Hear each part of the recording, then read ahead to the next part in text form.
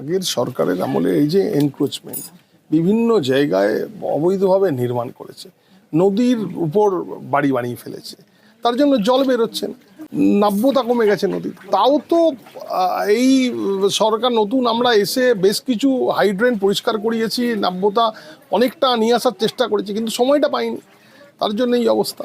আমরা চেষ্টা করছি যাতে পরের বছর থেকে এইরকম অবস্থা না হয় মানুষের। দেখুন না, কালকে 24 ঘন্টা হয়ে গেছে বৃষ্টি থেমে গেছে, তার বেশি হয়ে গেছে, এখনও পর্যন্ত জল এখানটায় দেখুন আটকে রয়েছে।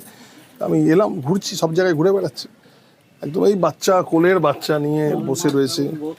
দেখে নিচ্ছি, এখানে পাম্প কর্পোরেশন থেকে আমরা ব্যবস্থা করছি, পাম্প লাগিয়ে যাতে জলটাকে ইমিডিয়েট বের করে দেওয়া যায় ব্যবস্থা করছি। এই 100 দিন পার হলো, এরকম ঘুরে ঘুরে তো এরকম মানে ঘুরে দেখছেন যে প্রচুর কাজ মানে আছে, প্রচুর কাজ রয়েছে, প্রচুর কাজ। 15 বছরে কিছু করেনি তো। সাধারণ মানুষ তো অসহায়, গরিব মানুষ। দেখুন অবস্থা, এই দেখুন বাড়ির অবস্থা দেখুন, এখানে পুরো ভেঙে অবস্থা দেখুন, এখানে মধ্যে বয়স্ক মহিলা রান্না করছে, এই চলছে। এই অবস্থার পরিবর্তন হবে, এর জন্যই পরিবর্তন এসেছে। এবং আমরা ঘুরে ঘুরে সব জায়গায় দেখছি, এখানে সমস্ত দেখুন মানুষ, এই পাশে স্কুল, হাই স্কুলে সব নিয়ে রেখেছে। আমরা প্রায় পরিবারগুলোকে তুলে নিয়ে ওখানে রাখা হয়েছে, পরশু থেকে রয়েছে আমাদের ছেলেরা নিরন্তর কাজ করছে।